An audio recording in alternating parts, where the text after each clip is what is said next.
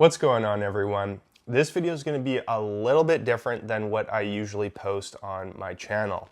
I recently sat down and had a full in-depth conversation with Zach. He is a client and a friend who recently just competed in his first natural men's physique competition, in which he won gold in debut, novice, and open, just barely coming short of winning the open overall.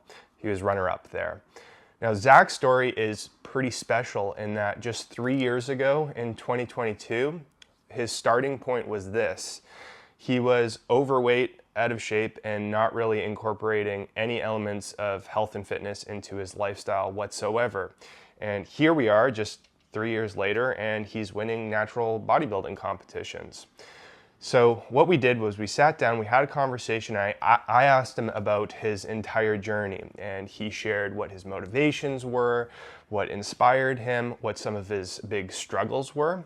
The process itself wasn't always smooth sailing. In fact, the beginning, it was a little bit rough, but he's super transparent about it. He also shared some of the specifics of what his training and nutrition was like, as well as what the prep process itself entailed and what that experience was like for him. So for those of you who are watching who might be interested in what it's like for someone to go through such a dramatic transformation, I think you're going to absolutely love this. I think you're going to learn a lot. Zach is an incredibly driven person. What he did is, in my opinion, incredibly inspiring. So I think it will inspire you quite a bit too. Now, I've gone ahead and I've timestamped this video pretty heavily to help you navigate through the conversation if you'd like. But what I would really recommend is that you go ahead and you watch or listen to the whole thing so that you don't miss out on any of the context. So that all being said, let's go ahead, let's dive into it and enjoy. To give some context, since 2022, you've transformed pretty significantly.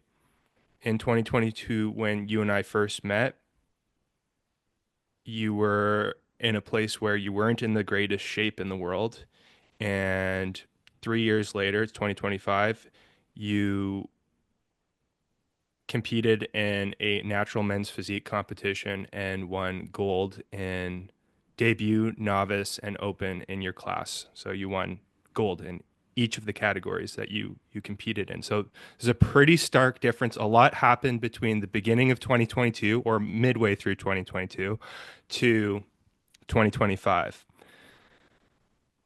Starting from the top, I'm wondering if you can describe your state in 2022 when you probably, I think it's okay to say you weren't in the greatest shape in the world, but how would you describe your context and your situation from a fitness standpoint at that point in the very beginning? Yeah, I think it's interesting because like a steady decline of my fitness. And I knew every year I was getting more and more out of shape, getting more overweight, feeling more uncomfortable with myself. And I used to, I don't call it lie to myself, but I used to lie to myself saying I am in good shape. I'm in the Marine Corps, so I'm active duty, and I was able to still meet the standards. I was still able to out PT a lot of my Marines, the guys that worked for me. And in my mind, that was justification that I was doing okay. Also, I think in this organization is very alpha, and we kind of get judged on how we look, how we perform. And I was very insecure with myself, but kind of in private. And my wife used to just joke with me, saying, "You always complain about how you look." We have to do weigh-ins twice a year, and my max weight for my height is 180 pounds. And I probably went over that I'd have to look, but like 2016, 2017, I think is the first time I went over 180 pounds. Long story short, there's all these rules about you can be over as long as you have good enough fitness scores or if you tape out. So I would always have to do the body fat tape. And I would always get really, really nervous and self-conscious about it. But if I was close to the weight, I would try to get down, just, sweat it out or whatever. But then as I was able to make tape, I think I just used that as more of an excuse to not get in shape. And oh, it's okay. I'm still getting decent fitness scores. I'm making the tape. And it just kind of slowly went up and up and up. So I think that was kind of the slow effect that happened. I was probably in really good shape in 2014, 2015. I would say that's the last time I was in decent shape. And then it was a slow decline. And then we moved in 2020, and it was like the worst time to move. Obviously, COVID and all the music stuff that I was doing, which was one of my outlets, kind of shut down, moved to a new place, and I went through a big transition at work. I was very frustrated there, not mentally all in it. And we went to a new city. We made a lot of new friends, but we would go to breweries a lot. And so I think just I started drinking more. And on top of that, because music was done, I started playing chess more, which is another one of my hobbies. You'll know I have a ton of hobbies. Um, and that just involved me sitting down a lot and playing. I was playing a lot more video games, streaming, stuff like that. And while I do that, I would be drinking. And I just realized I probably wasn't increasing any of that over what I used to do, but my activity was going down. So I was doing a little bit more sitting, not as active, eating maybe worse food, staying up late, not getting good sleep. And so that just started snowballing. And so then fast forward to 2022. It's interesting because I don't know what specific event triggered me to, think about making a change and really reaching out to you. Um, I will say, I saw your stuff on Facebook, and what attracted me to it was you were a musician, and I'm a musician. I always identify myself as a musician first, and I'm still in the Marine Corps and do sports and stuff like that. But I think to my heart, I'm a musician. So I think that was interesting to me. That sparked my interest. I was like, oh, a dude who's in shape, fit, and also plays the music, so he'll be able to relate to me. And I also think I didn't want to reach out to anyone in the military because of I was saying how we kind of get judged and things like that. And I feel like as a leader, we kind of have to figure out our own stuff. Like you can't really verbalize those issues. You just have to take care of it and make progress on your own. So I think I was just like knowing I had to make a change, didn't really know how to, didn't have anyone I could reach out to that I could feel like I could trust. So I think that's what made me just kind of like, hey, let me send this message. And I remember we were at Hilton Head on a family vacation. I was there with my nephew. He just turned 21 recently, but he was, I don't know, what is that, 17 at that time, 18. He was like, I'm going to join the Navy. And I was like, okay, let's go for a run. And I'm going to smoke check him. And he was a stud, right? And I'm like, oh my goodness, like, going to the beach, take my shirt off. I look like trash. He's got a six pack. Kind of funny because it's role reversal now, but whatever. Side note on that. And I think that's what it is. I remember to this day, I had two conversations I had with you, and maybe I'm getting a little bit ahead, but um, driving back from Hilton Head, I was by myself and I was super late my time, earlier your time, having that initial, I think just reaching out and just kind of talking through it. And then the other time sitting outside of a brewery, nonetheless, but I think we decided to like really start working together. So I don't know if that answered it, but that's like the long way around. Did you find that like you described going to the beach, like was that one of the big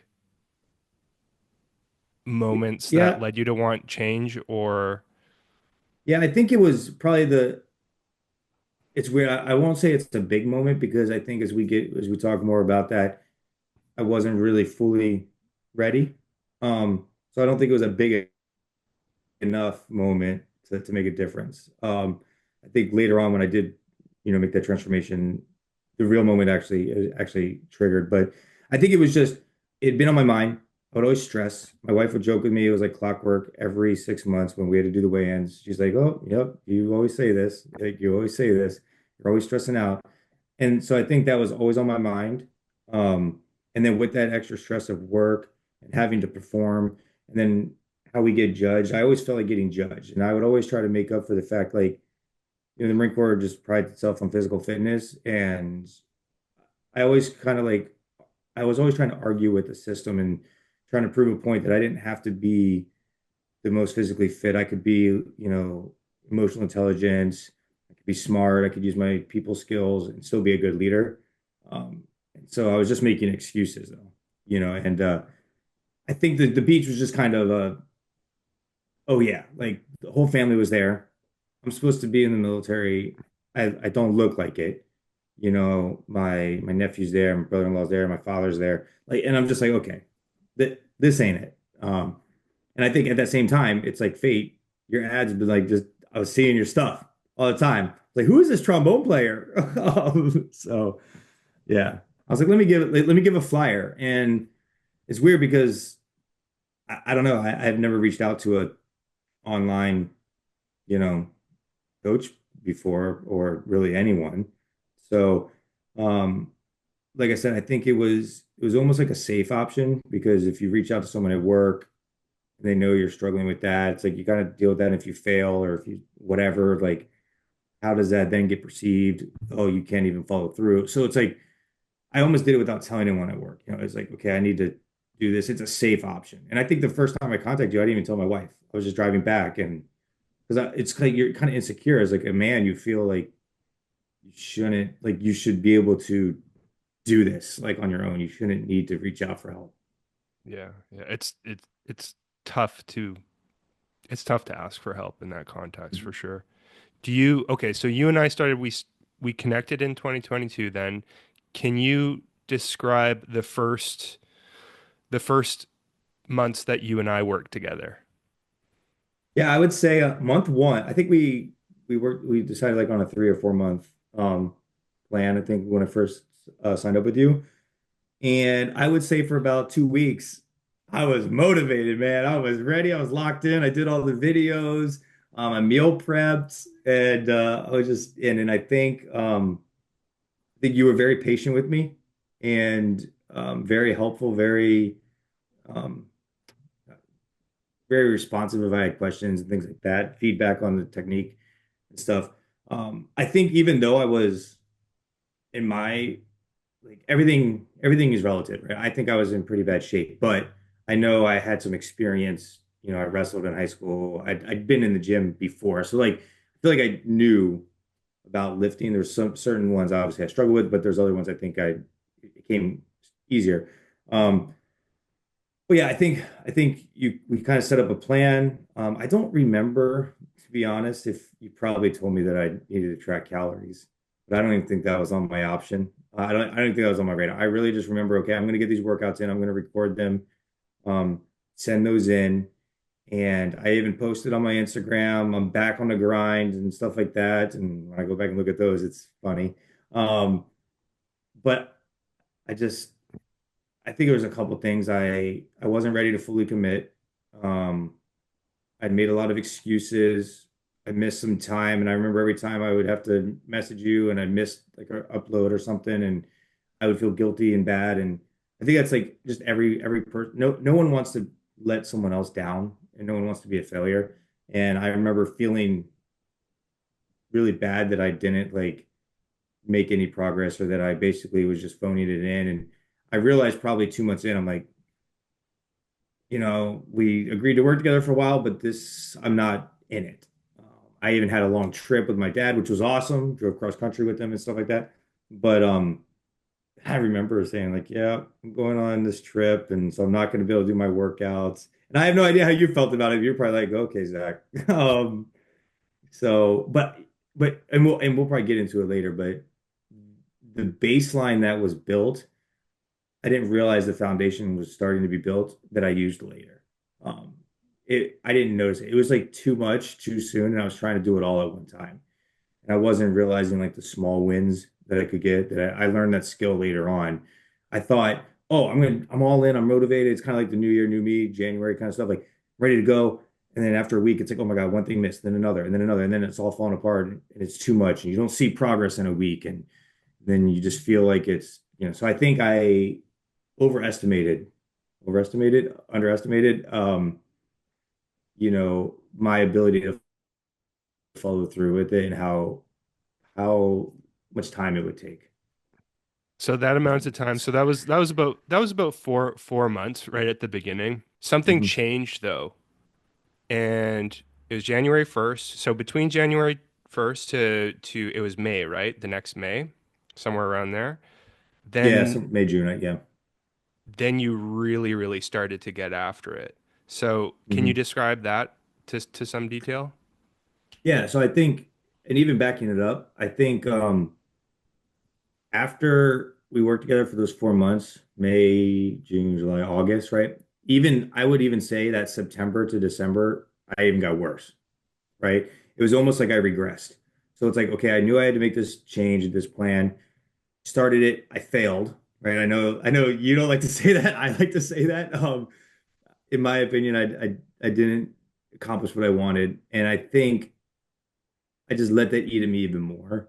Um, because I even see like I think I even gained weight, like the starting weight, and then what I actually started on January 1st was it was heavier, and I just continued to go to those other things that I was talking about, like oh, I'm going to the breweries more, I'm just drinking more, I'm just sitting and not making a change. So, um, I would just kind of put that in context to like I made some progress, and then it's like the rebound headache or something. It was just even worse. And then so I think there was like maybe two main things, maybe a third thing that really I think kicked me into the next gear. Um, so the first ones we got a body fat machine. What they're not the real ones. They're like the in-body scan, Yeah. I think is what they're called. For the Marine Corps, so they got rid of the taping, and you would stand on this machine, and it would tell you your body fat percentage. And so, like I told you, I used to always tape, and my taping was like 19, 20%. Okay. I got on this machine, it said like 33%. And I was like, what? It was like, oh, like that was like in my mind, like the visual eye opener that I needed. Um, I was like, okay, I'm gonna do something different. And then I think what happened then is I said, okay, I'm gonna make New Year's resolution, New Year, new me. And I've listened to so many podcasts about like New Year's resolutions and all this other stuff. Some people like them, some people don't. I don't know. I am convinced about New Year's resolutions now. I love New Year's resolutions. Um, and I remember talking to different people about like some of my goals, and one of them was I was not going to drink for the whole month of January. So I think going back, I it's weird whenever you talk about alcohol, but like I don't think I had a drinking problem, right? I don't anyone that has a drinking problem probably says that, but I think there's levels. Like I said, everything's relative. I didn't drink that much, daily or whatever, but during the weekends, I would definitely have a good time. I would drink for the to kind of get drunk, the results of it, so I wouldn't have like a daily beer. And I probably made some bad decisions after drinking that I probably shouldn't have. Okay, so I think that kind of I didn't get in trouble or anything, nothing happened, but like how many times are you going to test fate, right? And I think that I was growing up, I was getting a little more mature, and I'm like, I need to stop being stupid. And so I was like, okay, so one of my New Year's resolutions, I'm going to get in shape and I'm going to stop drinking. What really bothered me was all my friends, um, for those audio listeners, in parentheses quotes, they they all were like, yeah, right. There's no way you're going to be able to go a whole month without drinking. And that really bothered me because it's kind of like, is that who you think I am? You know what I mean? Like, you think I'm this person who has a drinking problem, you know? Um, and also about me, you don't think I have the willpower to do something I say I'm going to do. And I think also on top of that, when I had all these crazy goals, um, even my wife was kind of like, okay, I've heard this before. And that really hurt me. I'm like, man, like, I don't think she meant it maliciously. It's just, it's like, how many times is someone going to say something? I got to prove it. You know what I mean? I can't just talk about it all the time. So, I think those things were like the really big motivators for me. And so what I did, I try to remember my goals that I made. Um, Kind of crazy, but so one of the like I was not going to drink for a month. I joined a boxing gym, which I can kind of talk to about that. That was awesome experience. Um, and then I was going to post every day on Instagram about it. I don't know if you want me to go kind of like my routine, what I was doing. Or is that too Sure. much? Yeah. So you joined the boxing gym. Yeah. There was no alcohol for the month. Mhm. Um, so yeah, Yeah. what all were you doing? What were some of the big shifts? Yeah. So I gave up alcohol. I gave up soda, and I gave up fast food. I don't know why I forgot these things. And I haven't had either of those. Well, I haven't had fast food or soda since 2023. And I told myself only 1 month for the drinking, and I made it. I went 3 months, and I kind of had this date on the calendar that I had people coming in town, and so we were all gonna have a good time. And so, but even then, I stopped drinking craft beer. So when I did start drinking again, it was lower calorie beers or liquor without the soda, stuff like that. The reason I extended that is because I saw the progress I was making, how I felt better. It was better physically, no hangovers, all that other stuff. And the boxing gym was super cool because it was like a gritty boxing gym in Charlotte. Obviously, number one, I was paying for the boxing gym. So I felt like I had to get my money's worth. Um, and I don't know, it's just something about it. Like I said, I wrestled and I, I've not like a fighter really. I've never been in like a real fight or anything. So just kind of learning that and getting in the ring and getting whooped up on, you know. And then the minute they found out I was in the military, they just messed with me more. But I really liked it. It was kind of like a cool community. But it's definitely different training than what I do now.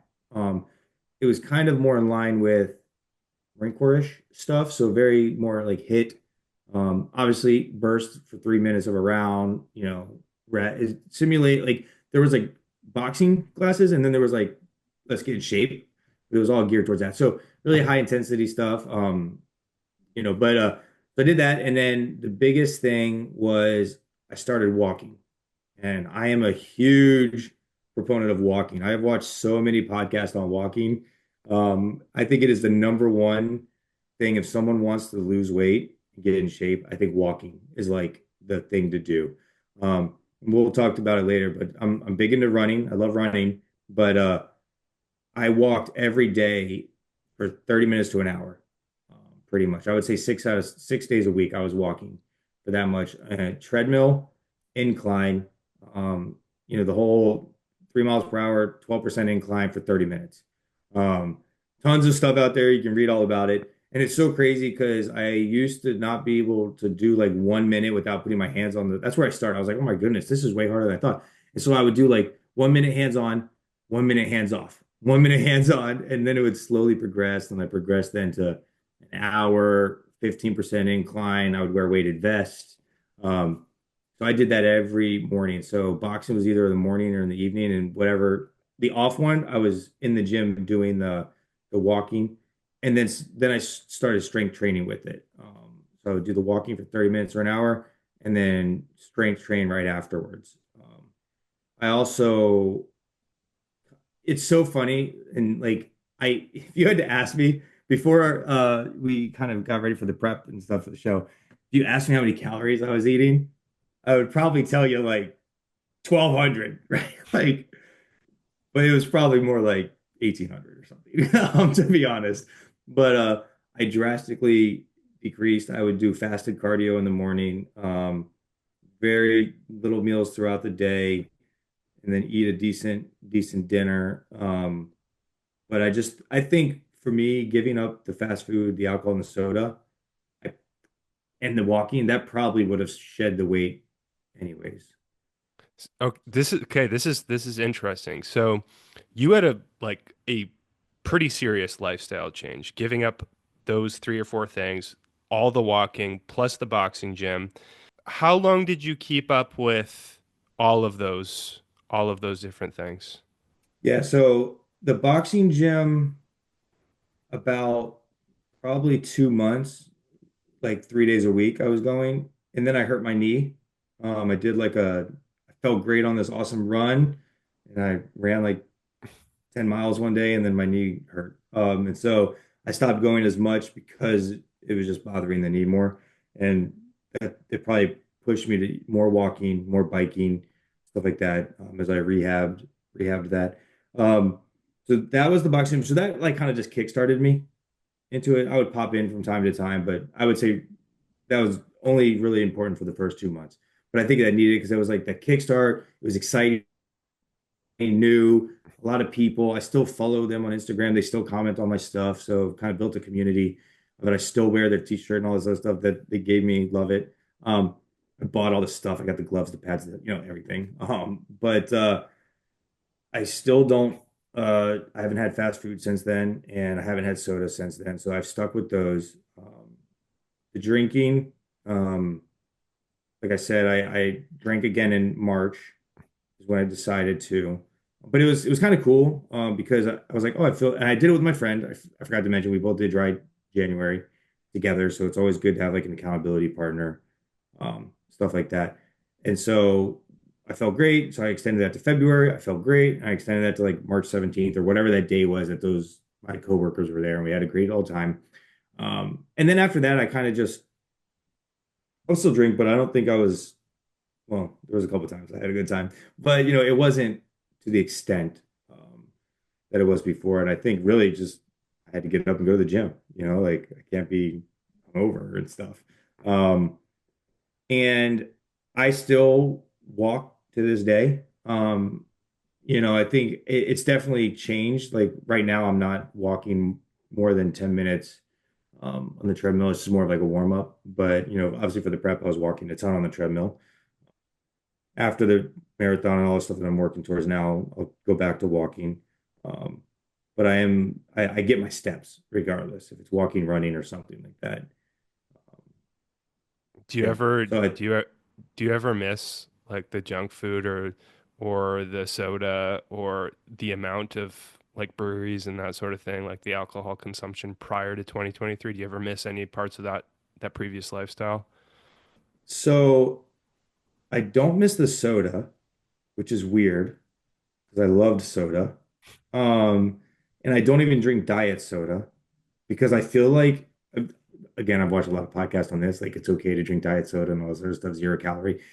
I just think for me, it's good. It would be a gateway. Like the minute I let my guard down for that, I'll let I'll let it slip for something else. So it's like all in or all out kind of thing, which is kind of makes sense because it's the approach I took for 2023. When I made this change. Um, I the drinking is interesting. Um, I think I don't miss it at all. I love so kind of skipping forward just for a little bit. I this last year, 2024, I decided to go sober and I haven't drank since. So, however many months that is, 16 months. Um, Crazy. and so, yeah, and I feel awesome. I think the hard part about it was the social aspect. Um, I'm a very social person. I would still go to the breweries. I would still go out. And so trying to manage that, I read a couple books about this. I can't remember what the one is called. I think it's downstairs.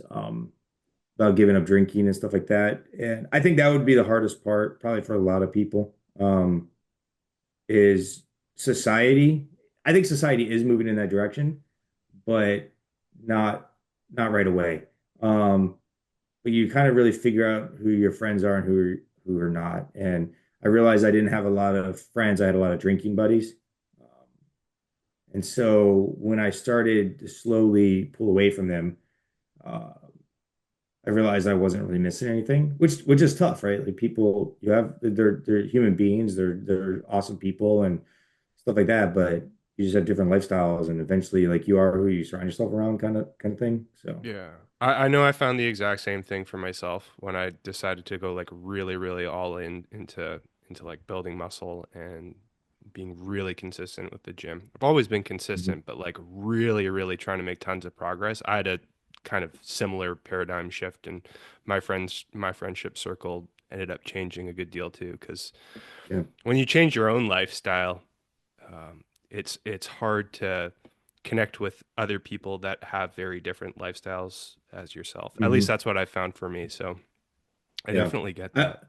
I would say it's not tough, but it's still like I'm going on a trip with some guys next weekend.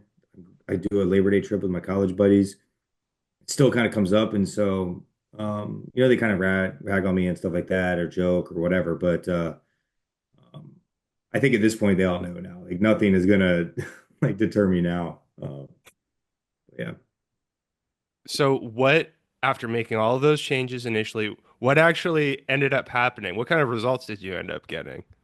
Yeah, it was awesome. I think I lost like 45 pounds or something like that. So I went from, I think my heaviest was like 211, 212.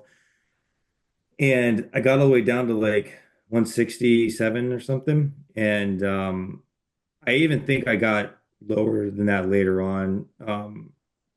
But not that much. But yeah, it was crazy. I don't even know. Like it was so fast. I would say I lost. I would have to look back because I was, so I forgot to mention this. Like, sorry, it's so much, but I went all in, and I mean I don't know if I should, like, I can show my phone. I don't know if they'll be able to see this, but I'll pop it up too. If there's photos, I okay, can always pop it up. Yeah. yeah, I did every day. I Same time in the morning, I took a picture of the scale. And then every Sunday, I took the same pictures in the same shorts, and I had my wife take them in the same angle. Um, and so I could easily go back and look, but I lost probably 80% of it in the first 3 months. It was crazy. It was just like shedding like off of me. And the coolest thing was I didn't see a lot of my family during that time. And so when I went back home to visit or whatever, they're like, Who is that guy? what? Yeah, what Yeah, like happened? you like, and I lost so much of my face, people could see it. But the thing I wanted to show, sorry, I don't know if you can see this, but it's like I would take my first ones and pictures every day, the week, and there was nothing else in my life. I didn't go out like, and these are not edit like, so oh, okay, I did something different here. Okay, no, back to this. Oh, I had a get together. This is the get together where I drank. It's like, okay, back to this. Like I basically for 3 months was religious about it. Yeah, I think I'm looking at this right now. April 1st, I was 177. So in that sense, I'd already lost a ton of it. So it's Was it crazy when you tough? start. Was it tough Go after ahead. that point? So like you were really, really locked in for 3 months, and then would you say like you put your foot off the gas a little bit, like more social events, that sort of thing? Yeah, I think Was it tough at that I point, or don't. did you find that like the habits that you built were kind of helping you with maintenance continue making more progress, or what was your experience with that? Yeah, I think the habits were already built at that point. I mean, there's some studies I think out there that talk about how many days it is to build a habit. I don't know. I hear different things, but I think 3 months. I saw the progress, and so therefore I knew it was working. But there's stuff like I said, I drank, had a couple social events. I'd hurt my knee, um, so adjusting my training. I was very frustrated. I couldn't run. I didn't like. I was off. I didn't run for like a whole month or so, 2 months, and so. Um, but I was still making progress. And I was able to see my body change still. Coolest thing too is feeling all the clothes change. I had to buy all new clothes, get all my uniforms tailored. Um, and I think I can't remember because I didn't really document it back then, which is kind of, maybe I did. I don't know when I actually started documenting my lifting. I'd have to go back and look because I bought the logbook and I would write it all down. I don't know when that started. I still have them. I'd have to go look. I don't I don't know if I was. I might have been. Um, but I think I was more focused on fat loss than muscle building. I was still strength training, but not to the level that I was doing that later in 2024. And so I think, initially, okay, cool, I'm losing weight. I'm running a lot. I was doing a lot of cardio as well. I was getting faster. Um, and then like the progress slowed. Um, And I think my goal was like, I think I was happy when I got down to 160. I think I wanted to lose like 40 pounds or something because I don't know what something changed. And now that asking, I don't know what it was. Like in June or so, I would just call it that. Like my focus was no longer like I had accomplished my goal, Right. you know. So then I think it just became like sustaining. It just Well, became part of my this is life. interesting. This is interesting because What I think often happens is a lot of people have these really incredible dramatic transformations, just like what you Mhm. had. They'll drop a whole bunch of body fat and then they'll struggle with this next part, which I'm really Mhm. interested to hear from your end, which is, okay, I've lost all this weight. Now what? What often happens is people gain a big chunk of it or all of it back, or like they gain even more back. With Mhm. you is a little bit different because well, we'll see. I'm interested to hear your feedback, but from my perspective, like you maintained your level of leanness, but then you started to build muscle. So I'm curious Yeah. to know what did change at this point? Like you entered more of like as you mentioned, like a maintenance mindset. Did you have like another Mhm. set of goals that you decided to shift your eyes towards, or what changed at that point? So I think if I back up a little bit, I was due to rotate out of my duty station for work that summer. So summer of 2023. So it was probably maybe in February, March that the opportunity was presented to me to extend and stay an extra year. Um, and I had to do this like they call it professional military education. It's like I don't know how to describe it, but PME, we had to go to this course basically to be eligible for promotion. And so I was able to go to that, which was up in Virginia for like 6 weeks, came back, and then up there again in 2024 for the other 6 weeks. And then when you're not there, you're doing like a online version of it. And so I got this opportunity to extend, and it was kind of funny because I remember talking to my boss at the time, and you know, I usually don't leverage things, but I felt I did this time, and me and him worked well together. We had a good team, right? Like he had one more year. He wanted to keep everyone together, so it was in everyone's interest. And I basically told him, I said, I'm going to go to my PME, um, and I'm going to basically work out and do whatever I want. Like, like it was basically, I mean, obviously not, but like, yes. I mean, if you ask anyone at my work, they're like, "Where's Zach at?" Oh, he's in the gym because we had a gym there in our building. And I would turn the music all the way up, and the other people at work would get really mad. They come and tell me, and they try to tell me to turn it down. I turn it back up because I was just rocking out to every like very generic playlist that every person that starts going to the gym listens to, like Eminem and stuff. But so I think I started, I lost the weight. I wouldn't say I was super focused on building muscle yet. I think I was slowly converting to that. But it wasn't like top of my mind. Now, I think I would like to say like I don't know when I during this time period, but I think this is probably the time period I started. I don't know when you were doing the lives. Yeah, the Facebook workshops. Yes. I would tune into those. And so basically I was kind of going back full picture to everything you taught me when we first worked together. I didn't know what else to do in the gym, right? Like I didn't have a workout plan and I'm like, I don't know what to do. So I was like, oh, Sam provided me all these things when we worked together. Let me dig all that up and started implementing that. Obviously, it changed some things, kind of what worked for me. And I just got into a rhythm of I don't know if I was still doing push pull legs at that point. No, I think I was doing like chest back, bis tries. I don't remember what I was originally starting with. Um, but it just definitely became more of a, you know, sustainment. Obviously, I think the thing that helped kind of get into your point about why we sustain, how we sustain, I think the positive feedback you get from people, like we're all humans, we all want recognition, we all want that.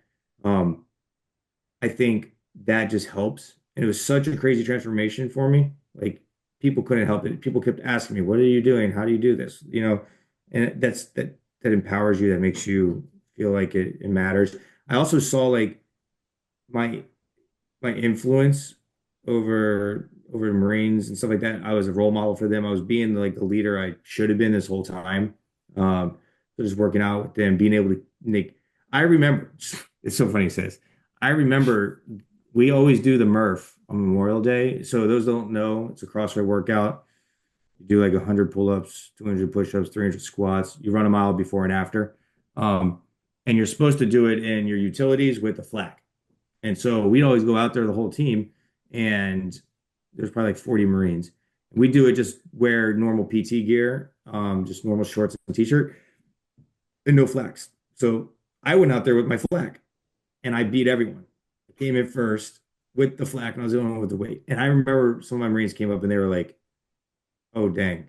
Like there is now a clear difference. And for me, I'm like, okay, like I thought I was in shape before. I am like starting to tear up as I was like lapping people and stuff like that. So that I say all that to say like not to toot my horn, but when you have those wins, like it just helps drive you even more and wants you to get even better. I think it was like the first time I hit 225 was that summer on bench press. I don't want to talk about my other lifts, but bench press, so it was on my mind. But not to fast forward too much, but in 2024, that was my main goal. This is 'Cause I this is got, really yeah, no, sorry. I was just gonna say no, this is also interesting too. It sounds like you your motivation levels almost increased as you were getting like positive feedback from other people. You're seeing the differences yourself. You're seeing your performance improvements. Would you say like that your motivation levels were actually getting higher as you were making more progress? Like that was a motivating factor for you?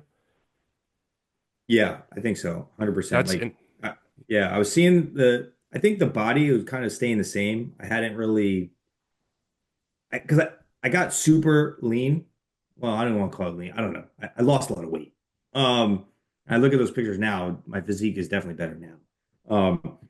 But so I lost a lot of weight, but I was also really cardiovascular focused as well. So I was doing a lot of running and stuff, and just seeing my performance and being able to perform well, and then getting that positive feedback and people being shocked and all that stuff. It was just like it was like this a drug. And I'm like, yes, loving this. This is awesome. from what I've learned and from what you've described, motivation is something that actually grows and manifests itself much more deeply later on once you've already put in a lot of the energy and the lifestyle changes and you've taken the action steps. It grows more, and then you get to actually enjoy the work that you've put into it, and then the desire to continue making more progress or to maintain your level of progress, like that's when it gets deeper, is later on down the road, not necessarily at the beginning. Yeah, and I think my motivation in the first couple months was what's the word I'm looking for? Not intrinsic, but from like Extrinsic. out, yeah,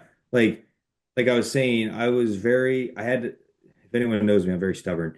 When I had friends and families telling me I couldn't do it, I was like, Got to prove bet, them wrong. yeah, like screw you all. You know what I mean? Like, and it kind of you kind of internalize that as a, like I said, like as a man, like I'm not gonna tell them that, but I'm gonna be like, okay, like it's time to like, you know, dig deep. Um, but to your point, later on, it became intrinsic. It became I didn't need it from anyone else at that point, and I was enjoying the process because I was enjoying the process. I liked how I felt, my body, how I felt. I was able to like I wasn't, feeling groggy, all that other stuff. So yeah, I think it became more of a lifestyle change at that point. It just became part of who I am.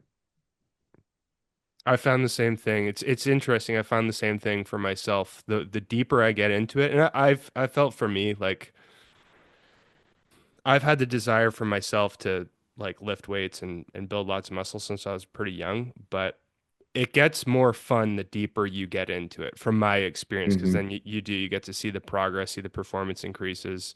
You get some external feedback from other people that's exciting. So Yeah. I can definitely relate to that too. Okay. So at what point did you decide, hey, I think I'm gonna compete in a men's physique competition? Yeah, I think honestly, fast forward, I didn't really think about it until I don't even know, maybe the summer of 2024. Um, so, finishing out 2023. kind of like we said, we're just coasting, we're chilling, we're having a great time. I'm still living up my life. Um, Another big thing I like to say, I fail to mention this a lot, but September was an interesting month of 2023. Um, I did no social media September, and I do that every year. And so, 2 years now in a row.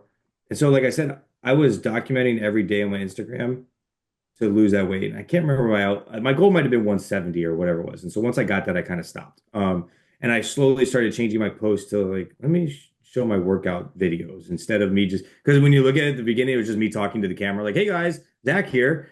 And of course, I have no followers or viewers, but it was an accountability check to myself. Like I will post every day. And the cool thing is when you swipe through, you can see my face like get thinner and thinner and thinner and thinner, which is really, really cool.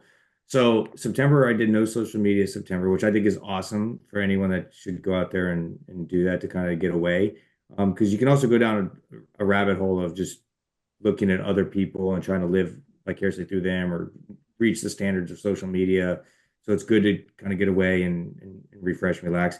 I also, talking about vices and giving things up, I used to get migraines really bad.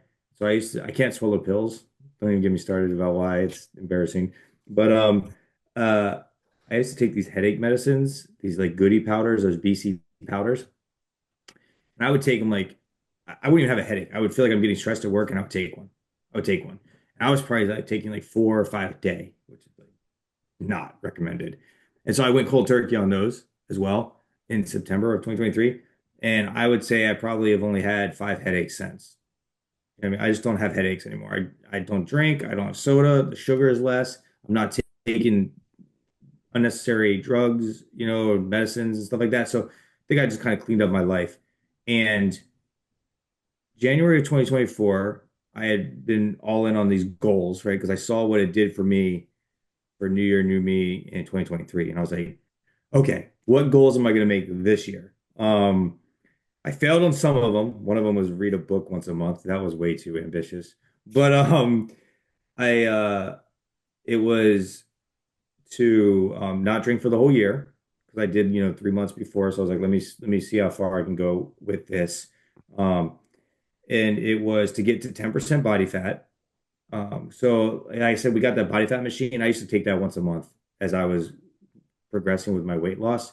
And I think I got all the way down to it was like maybe 17, 16% when I was at that 167. And that was from that 30% to start. So that was cool because I only did those once a month and saw those big changes with that. And that's a whole separate thing. I think like daily weigh-ins, realizing spikes, changes, it could be difficult. Weekly pictures, monthly body fats, like you kind of get a bigger picture when you have all these different data points. Um, and so those were like my main goals. And I said I also wanted to run the half marathon and the full marathon. And I've never ran a full marathon before. So those were my main goals. Um, and I got to 10% body fat like way too early, like May. And I was like, oh crap. Um, Now what? You know? And I had hurt my knee again. This is the only problem with running. I love running, but running is very injurious. So you gotta be smart about it. And I hadn't ran for 2 months before the half marathon. And I did the half marathon. I was good like maybe 2 weeks before, crushed it. And I was like, okay, this is awesome. I maintained, and that's another win. Like as you realize as you go down these fitness journeys, you take the wins where you have them, right? So like I felt like I wasn't ready. I felt like I wasn't going to put my best foot forward, right? I ran a half marathon in 2011, and that was the only time I ran one. And then I was running one in 2024, and I ran it 10 minutes faster, and I'm that many years older, and I hadn't ran, for a big block of time. And so when that happens, it's like, oh, okay, like I'm in shape, and as I'm crossing the finish line, people are like, well, that's a good time for like a big dude. And I'm like, I'm not a big dude, right? And so, long story short, I get to the 10% body fat. I ran the half marathon, and I'm like, what do I do now? All I have left is the marathon. I've already failed at reading a book once a month. So, like, what can I do? I said, I'm going to try to put on as much muscle as I can. So that was kind of, I really started focusing on that, I would say, right after the half marathon. I was like, let me start lifting with a purpose and really tracking it, really dialing it in. I think I probably reached out to you a ton for random questions. I was probably blowing you up all the time. Felt like on some of the live streams, I'm like, I'm getting like some personal training out of this by just asking questions, and Sam's answering. So that was cool.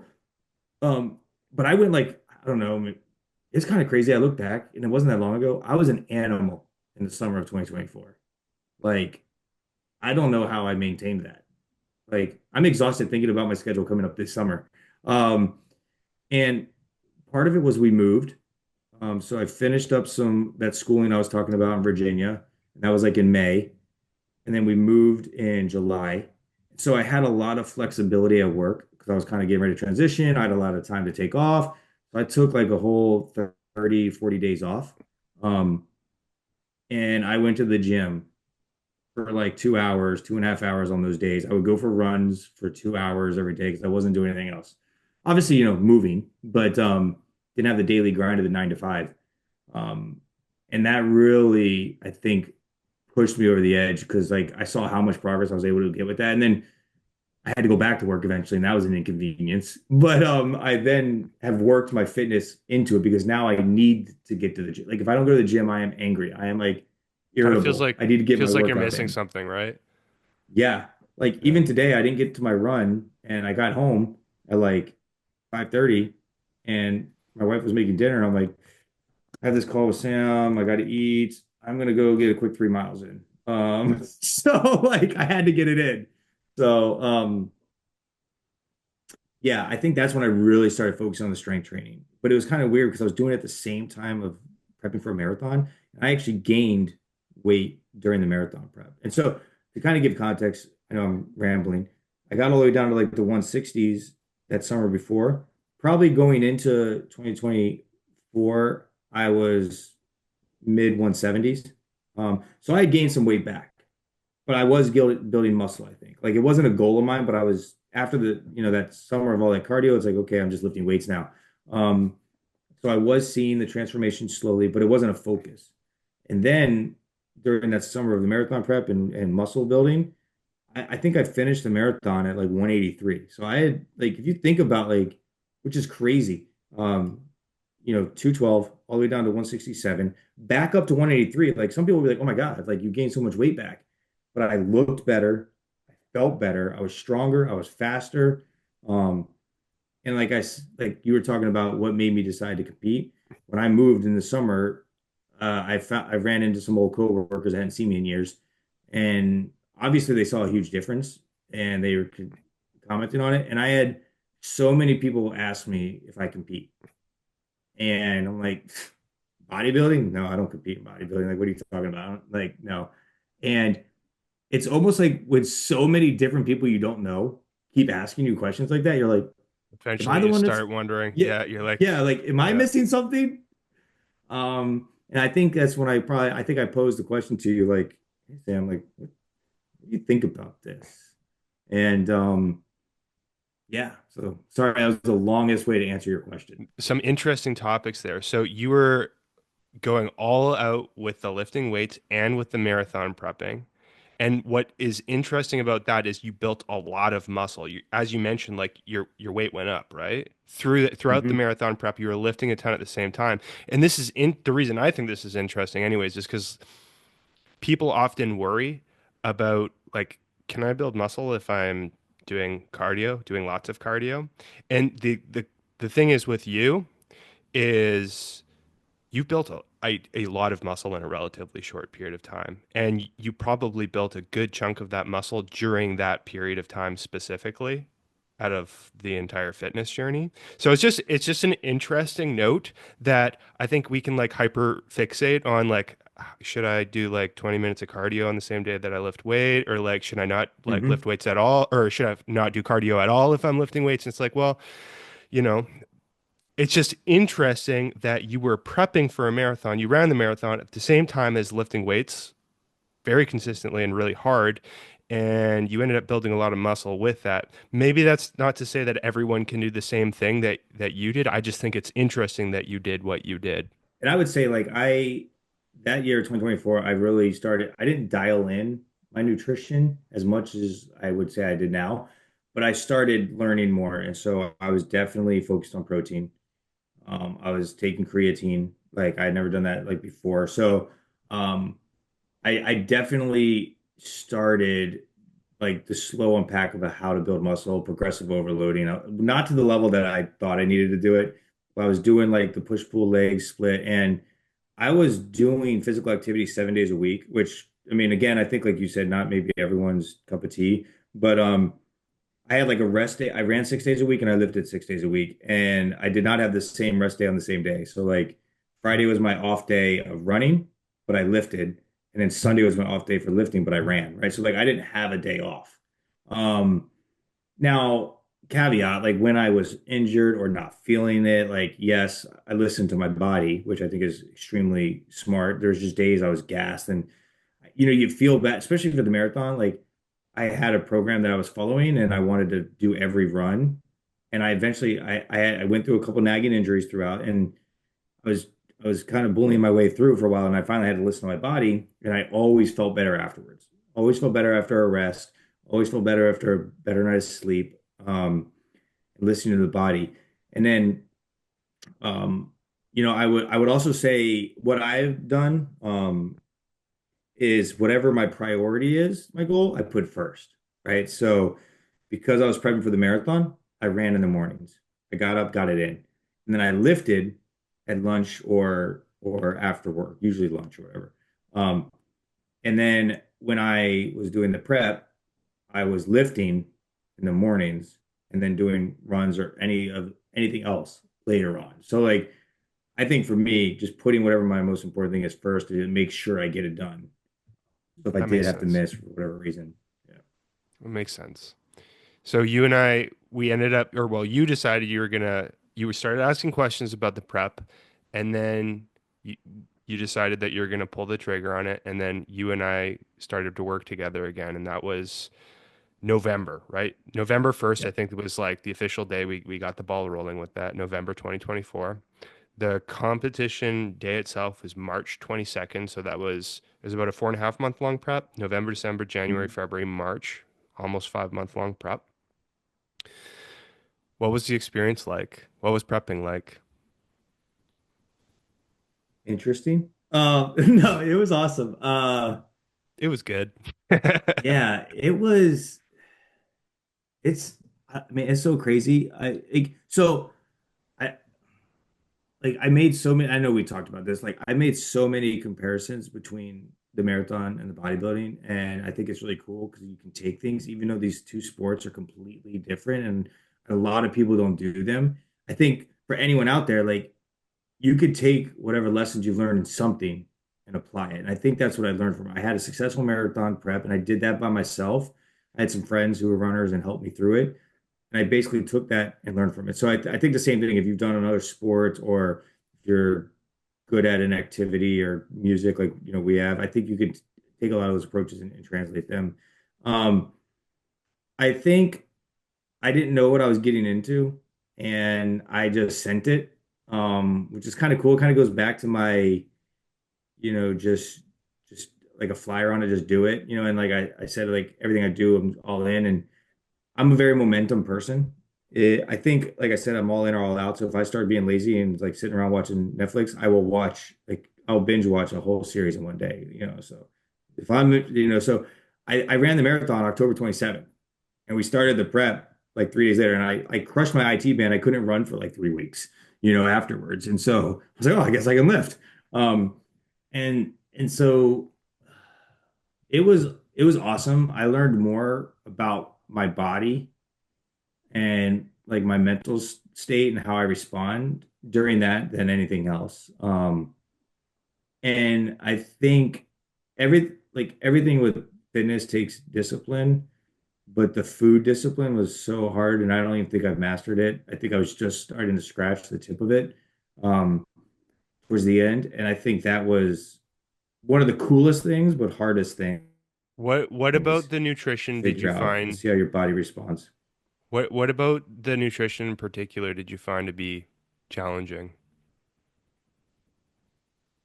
is everything a proper answer? No, I'm just kidding. I think, um, I think first of all, knowing yourself.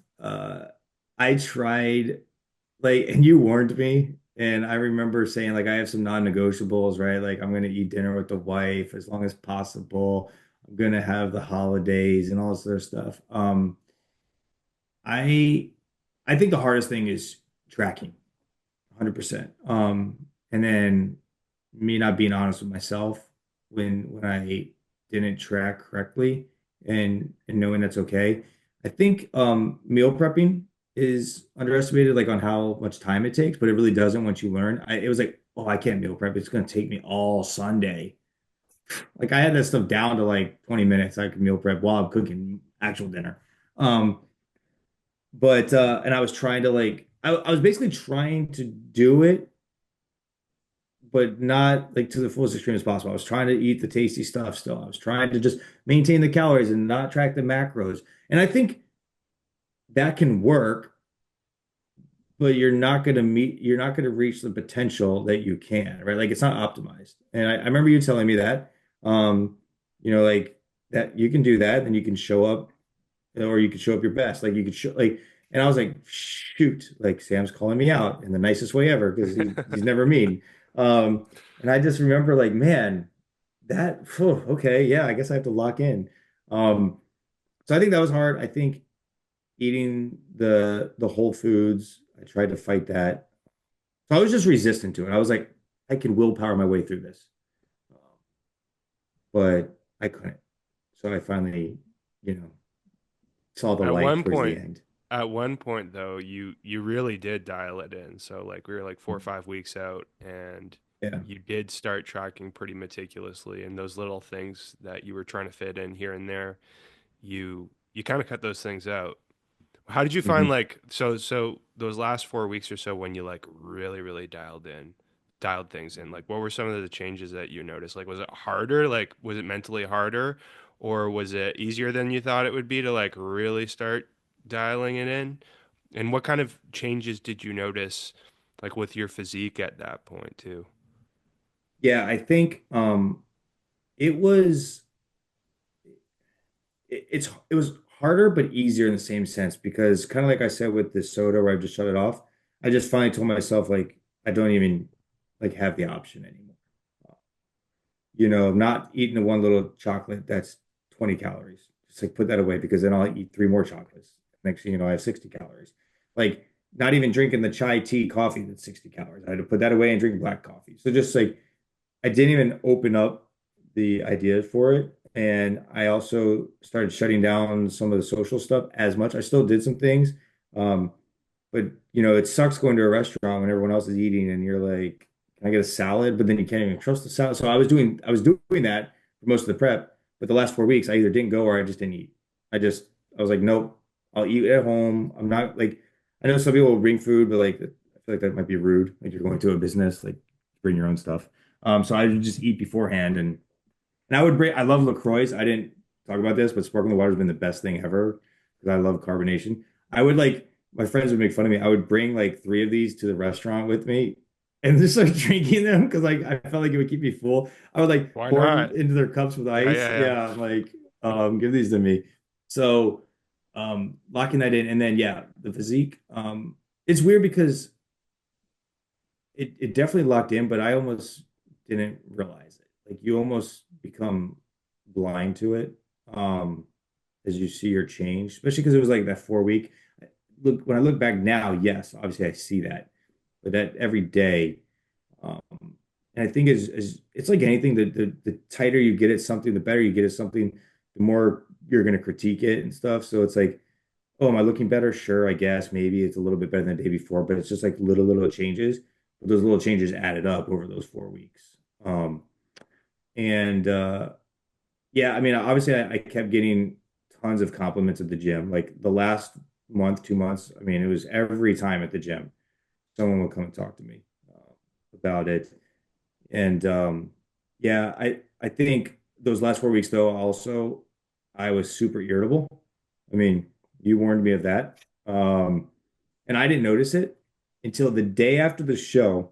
that Monday morning. So I ate like a ton of food that Saturday night and Sunday. Monday, I came into work and everyone was like, "Oh my God, your energy is so awesome." And obviously I did well, so that helped. And I've had a couple friends who did bodybuilding in the past, and they told me this afterwards because I have a pretty good personality. I'm the fun person around work. Usually I try to be at least. Um, and people were, I guess, talking about it behind my back. Like, what is up with him? Like, why is he being such an ass? And people that had bodybuilded before were like, look, he's like super cutting his calories. He's going through something. Just give him a break. Like, he doesn't know it. He doesn't even mean it. And you warned me of that. And I even told myself like, you know, like no, I can control my emotions and all that other stuff. But afterwards, I think everyone, the cool thing about it, and I would say this for everyone that I competed against, they all had great physiques, right? So like if anyone's out there thinking about doing it or whatever, like every single one of those the competitors, or if anyone competes, like you go through it and you understand no matter how you place, right? Um, but like I think what really helped is like I did well, everyone at work saw it, and then they realized like all the hard work I put forward, like supported, like, okay, we understand. Like he's like suffered for this and worked hard for this every day. We saw it on him. We saw it like, the effort of him going to the gym and then going back to the gym to do steps and not eating the cupcakes that everyone's bringing for everyone's birthday. And I hate it because like I would like right outside my office, they have cupcakes on. I have to ignore them. Um, and then to see that my performance of it, I think everyone's like, oh, okay. You know what I mean? I And so get that's it. like, yeah, it's like, whew, like, because I think I told you I was like super stressed the night before the show. I was super stressed the day before the marathon. It's just, and I told my wife, like, when you just work on something for so long with a focused approach like that, um, it's just like that excitement, anxiety, like nervousness of the actual event. Like you've just been grinding for 4 months, on this one thing.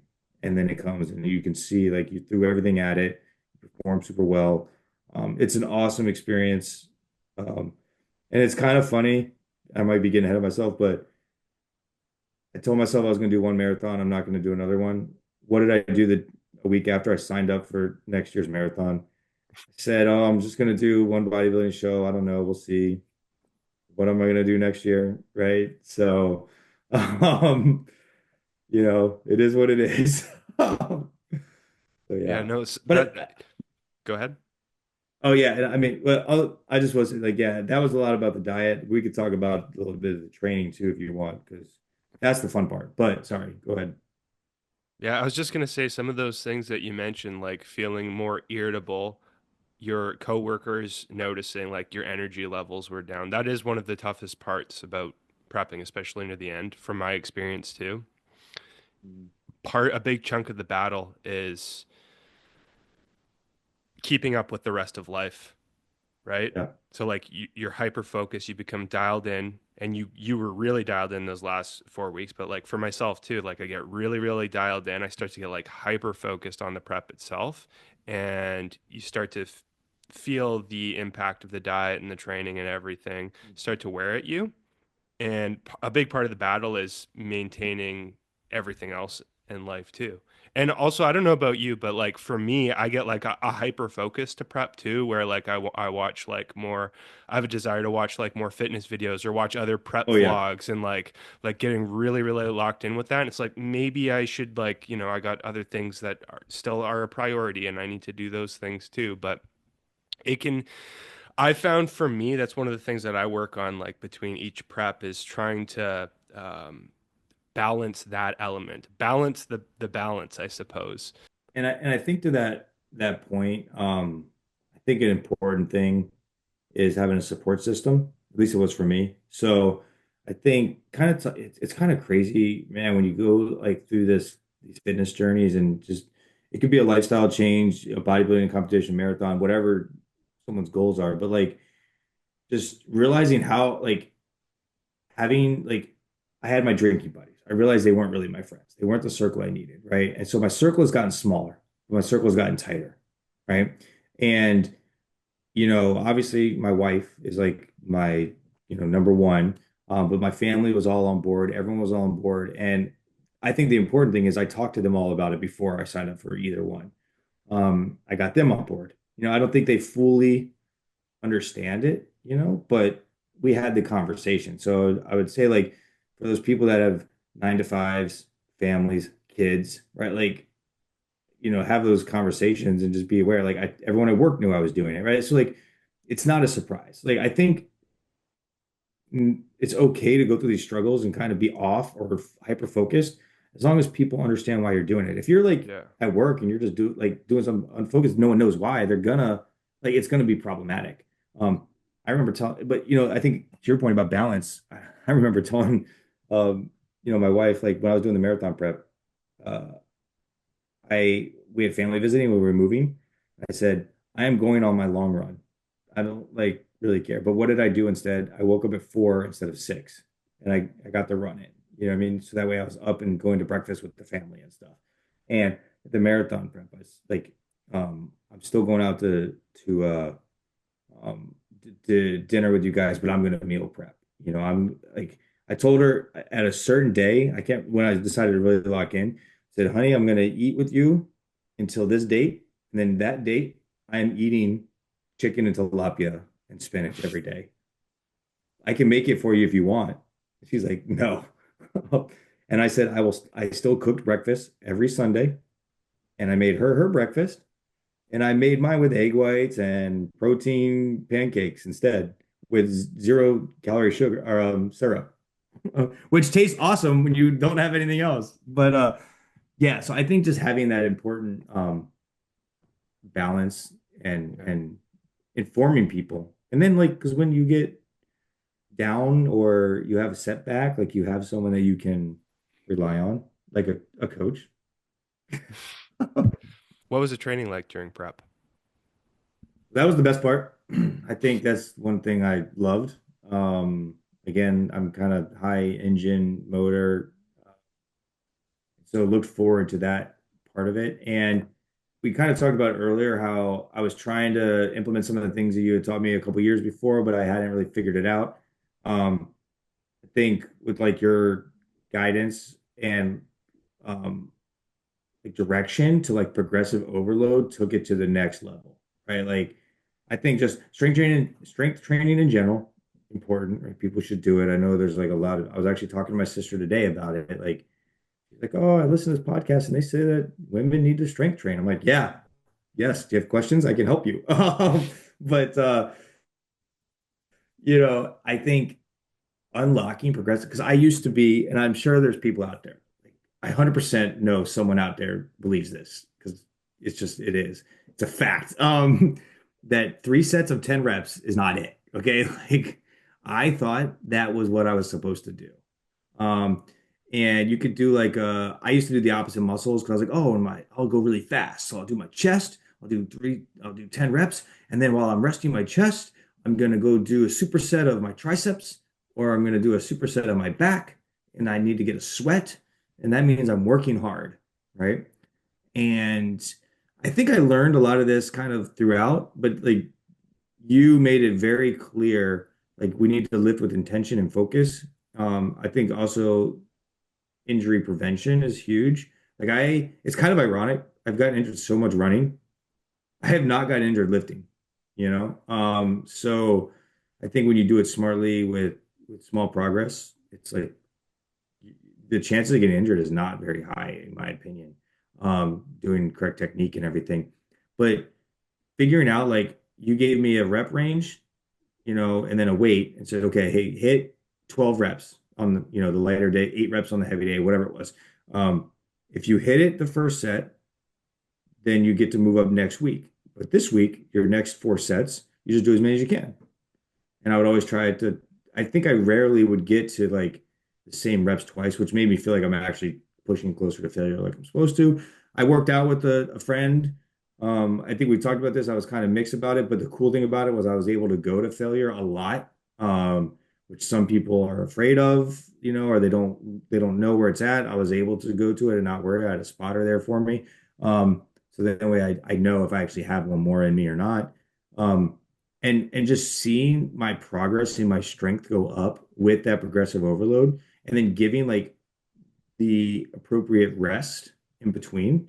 Um, and I used to superset, and I no longer superset like anything pretty much. Maybe at the very end if I needed to do something real, real quick, like um, biceps or something like really quick. But like I'll do my bench. I'll do all, 6 sets or 5 sets, whatever how many sets it is, and then okay, now I'm gonna go do my triceps. Like and I still get a huge sweat sometimes, but there's days where I don't sweat as much, and I'm like, I still got a great workout. I can feel the pump. I can feel like the next day, I'm feeling it and stuff like that. So, um, I think, focusing on that. And the cool thing about it was throughout the whole prep, my strength went up, which, I think is either I wasn't prepping hard enough or I was just, I don't know what I was doing, but I think I hit a PR like on my bench press like 3 weeks before the show.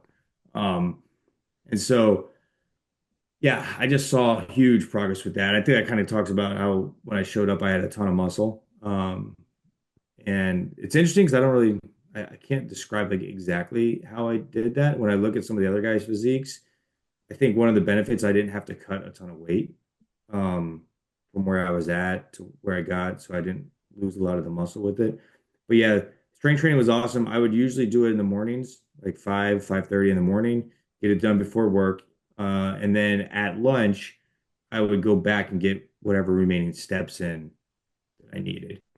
And throughout, I was playing racquetball. I was doing a couple things. I was running a little bit until, again, I had listened to my coach Sam here and shut down that stuff those last 4 weeks. So I was trying to do it all.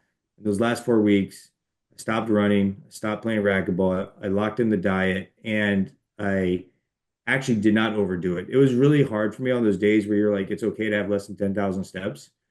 And I'm like, yeah, but my phone tells me my goal is 10,000 today. And so I must hit 10,000, right? Like I was like watching that thing like a hawk, and feeling okay with it when, no, it's okay, and It's interesting, right? Because part of the game isn't just like go as hard as you can, like with your foot all the way pushed down on the gas the whole time. It's like a big part of it mhm, is knowing when it's actually okay and beneficial and actually strategic to know when to put your foot off of the gas, especially yeah. someone that like you that's like super, super driven.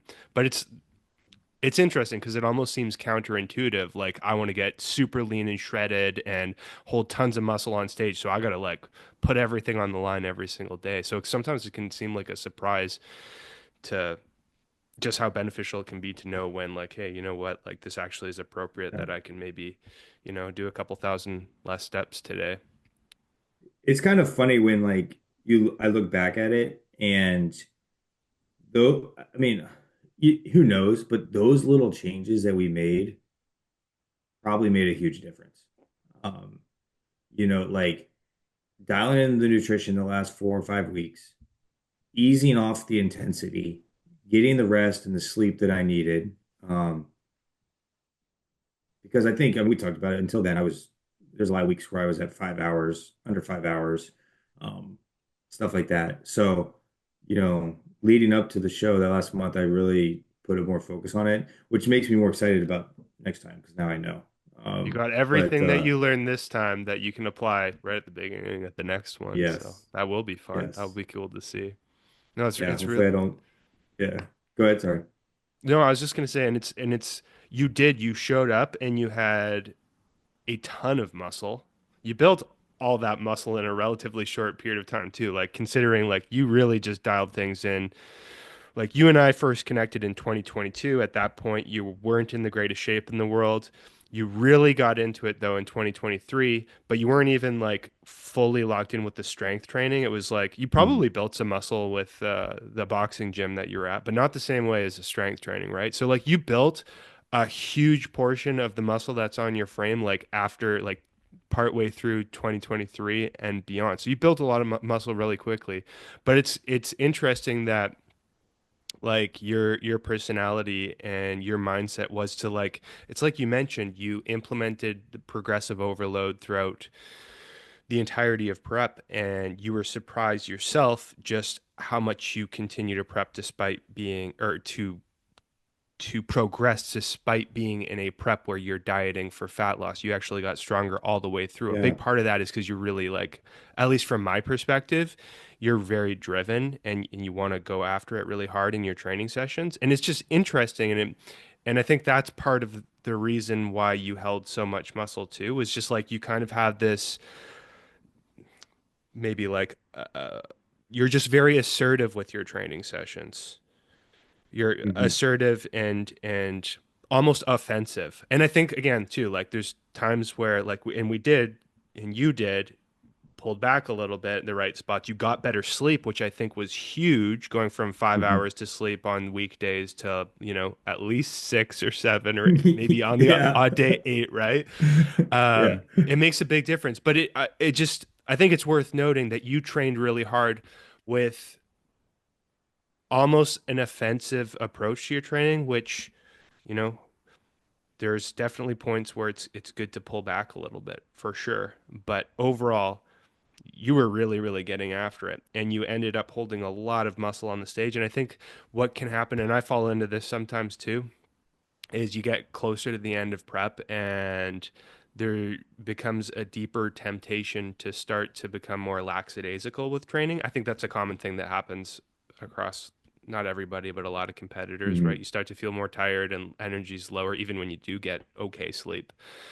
Yep. And sometimes training slips, or we start to not lift as heavy, and or the reps start to kind of slowly start to get they slowly start to decrease over time. Mhm. Um, but it's just, you're a cool study to show that you were assertive and really offensive with your training to the point where you actually got stronger throughout the majority of it. And you showed up with a ton of muscle. So, speaking of showing up with a ton of muscle, how did you end up doing? It was awesome. Yeah, so I did men's physique and I did all three classes. So I did debut, I did novice, and then I did open. And so I won the debut class. There was five competitors total. And then there was two classes for the novice and the open. I won the novice class and then I won the open class. And I came in second overall for the open, which is kind of crazy. Didn't even think that was an option or possibility. Didn't know if I would have won that, I would have got my pro card. And like, So I mean, close. you know my personality, and it was so funny. Like my friends and family that were there when I came out and we started talking about it. My first thing was like, I didn't know if I would have won that. I would have got my pro card. Like I would have locked in even more. And they were all like, oh no, like we Now he's knew he doing was it gonna again. say that. Yeah, Yes, yeah. like they're like he is gonna go even Yeah, harder. yeah. So they knew already. But it was super cool. It is everyone there. It's so crazy. There's so many memes out there about like gym guys. I don't know if you've seen the one where you see the Hulk, like whatever a guy looks like, and then it has like a smart Hulk, Hulk, like that's what he's really like, his personality or whatever. Like everyone was super nice, super friendly in the back. I definitely didn't know anything about what I was doing. I felt like I was very intimidated throughout, which is weird because I'm a decently confident guy. I mean, I didn't show my like being intimidated, but you're just like I don't know what I'm doing here. There's always these people that have done this before. You're going the night before, you're getting your tan, you're like sizing people up, and I'm just like I don't know. So I it was awesome. So the show day was awesome. I had a great time. I did really well. I didn't think I was going to do that well. I think you probably had suspicions that I would do well. But I didn't know and I was second guessing myself, but I didn't want to ask you straight up. And I didn't know if you were going to just be nice and say it's going to be okay no matter what. But afterwards, both you and Brandon were like, yep, hey, come. So I'm sure you guys could see it before I could because I could not see what myself looked like until afterwards. I was Yeah. like blind to it. Yeah. Well, that's the cool part about the competitions is that's when you get to actually stand up next to other people and you really get to see the comparisons, which is a big part of the cool part, in my opinion, anyways. But yeah, you looked You looked like $1 million, that's for sure. Yeah, it's crazy, man. Like, when I show people the picture now, they're like, "What?" I mean, obviously it's crazy because like, you have the tan, you have the lighting, but I even love that picture, the week out picture. And that was the first picture I really posted on like my Facebook and Instagram.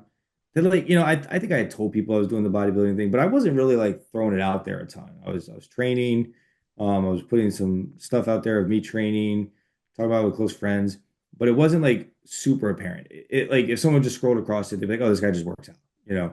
Um, so when I did that one picture of me posing, and that was just gym lighting and after a pump, and I hadn't even shaved like my legs yet or anything. And I looked good in that. And I was like, oh, okay. I was getting lots of comments about that. And so I think that was the first time I was like, oh, I mean, okay, I mean, I'm not going to embarrass myself because that's what I was nervous about. I was honestly nervous about, I think in general, people don't want to fail. They don't want to like we were talking about earlier, we don't want to let other people down. We don't want to let ourselves down. And the one interesting thing about, bodybuilding is it's like any competition where you get judged and you can't affect it yourself. Like you can't be out there like if you're boxing or wrestling or just beat them yourself. That you beating them is 3 months before then. You know, you can't do anything about it really at that moment. I mean, maybe on the posing, which I need to practice more. But yeah, so it was just interesting because I had no idea what was that, and I almost get like I was almost insecure about it. It was weird, like I just don't know what you look like. And even there backstage, I'm looking at other people. I'm like, man, that guy's jacked. I'm screwed. And then it's like I see them eyeballing me. I'm like, why are they looking at me? You know what I mean? Like, and then you see the pictures, like, They're okay, thinking the same thing. yeah, yeah, yeah. So it was an awesome experience. It is definitely I don't say addicting, but it was exciting. And I would say it's similar. I'm sure there's a ton of other analogies out there for different sports and different events. I compare it a lot to the marathon. I was a first time marathon runner. Um, like they're just big events. It's different than, you know, going out and running a 5K or just going out and doing like posing for a picture after the gym. Like this is a long endeavor that you've been working hard for a long time, training consistently. And so when you spend, a quarter of the year prepping for something like that's a considerable amount of time. Um, and so it was super cool. Um, yeah. It was really cool for me to get to see not just the show day, well, the aftermath of the show day, the results of Yeah, the I show know, day. right? Yeah, the live stream for anyone who's watching the live stream to the show, um, it didn't work, so I didn't Yeah. I didn't get to see it. But anyways, it was cool for me to get to see your process and to see how like I could definitely tell that the training was your favorite part because holy crap, like you sending in the exercise videos and your technique getting better and better and better and like you're really quick to input or to implement any suggestions or thoughts and just to see the progression. And then also like, when you really did dial in the nutrition, and it's not like it was terrible at the beginning. Like it wasn't perfect, but it wasn't terrible. But anyways, when you did dial in the nutrition and things really started to change, that was interesting too. And seeing you could come to your own realizations throughout the process. Like that was all those were all elements that I really enjoyed getting to kind of have that outsider's perspective looking into your process. And then, yeah, Yeah. it all coming together at the end and like seeing your stage photos. Again, the live stream wasn't working, but the stage photos, like you looked really, really good. You brought a ton of muscle and you were really lean too. So, yeah, it was, it was cool for me to get to see and to be a part of it a little bit at the very least. So I thought it was Yeah. awesome. And no, and you mentioned like that was one of the cool things I liked about it. So you guys don't know like what it looked like. I would send updates to Sam every week. And I had to type it up and talk about it, which is interesting because you have to self-reflect a lot in any prep. And that was interesting, like talking about it and then also typing it out. Like, because I'm a big proponent of like typing out your thoughts because you have to critically think about them and take time and instead of just rambling like I am doing right now. But so I think that was cool. But then get the video feedback was like I was always like looking forward to it because then I could implement it right away. Like it was something to do differently. It was like, oh, okay, cool. I can make this little bit of a change. And I always like strived to do that. So I always really appreciate that. And you were never like I remember to this day, like the skull crushers, right? Like, and you're like, well, see if you can do them like this way, and all the way back and then come forward instead of just over your head. And I'm like, and he's like, well, how does it feel? And like, give me feedback on what I'm telling you. And it's like, oh, cool. It's a two-way conversation, two-way street. Um, and I tried both and I like them and I talk about it, right? But I implement it right away and I record it and be like, okay, is this what you mean? Yes or no. You know what I mean?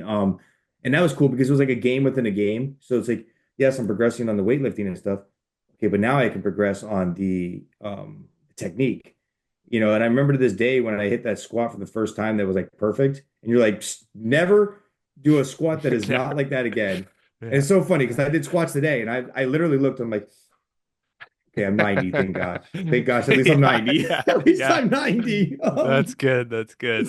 Um, so I always thought that was cool. And then touch on the nutrition. I think for anyone out there, if anyone's it's super exciting, but it might sound intimidating. And it is, but that's okay because it's so freaking worth it afterwards. Like anything hard is worth it. If it was easy, everyone would do it. And there is a, I think some me and you talked about, there is a difference between weight loss and prepping for a bodybuilding, right? And I did not understand that at first. And that frustrated me mentally, right? Like I thought the things that I had done in 2022 or 2023, I could just take that and turn up a notch. No, no, no, no. Like it is a different game. And you had talked about this, right? Like me just cutting out like those, the alcohol, the junk food, getting more steps, being more active, that's enough to make that progress. And I am starting at a higher level of body fat and fitness. So it's going to be easier to make those gains. And as you get more lean, it's like harder. And it's like logically that makes a lot of sense. But like emotionally, you're like, what? Why is this not working? Why am I not seeing the progress at the level I was seeing it before? Um, so that was very difficult for me. So just like I think people sound, oh man, tracking your diet like that seems intimidating. I think the cool thing about it is the skill I learned from it. It's not necessarily like you have to do it all the time, depending what your goals are. It's a It's the tool, skill right? of it. It's a Yeah. tool. It's Like like right if now, I'm not tracking it because I'm done. I have different goals right now. But I know like it's weird. I was talking to my friend. I was like, yeah, I'm not putting it in the phone anymore. He's like, oh, well, how many calories do you think you're eating right now? I was like, oh, well, I had this, that's 200. This was 220. This, and I'm like thinking about what I ate throughout the day and I have it in my head. And I'm like, oh yeah, I'm roughly around like 2,400 calories right now. Probably 2,700 because I'm lying to myself. I feel great. Like, and so it's like I have it, but I'm just not like forcing myself to be that detailed because my goals are differently now.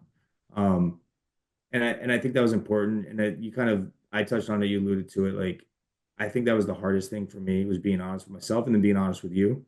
Um, I think that was the cool thing about working together in 2022 and then continuing a relationship, even though, not necessarily like a professional one, just more, I would even say just more of like a friendship and mentorship and just following your content. And then working together later, it's like having the trust. And I was talking with someone about this too. Like it's it's like a common thing out there that people lie to themselves and lie to their coaches about like their nutrition. And it's so weird. And like I was doing it, right? Like we talked about this all the way up until a month out. Like it is the craziest thing. And I think it all goes back to we don't want to fail. We don't want to be judged. We don't want to like seem like that.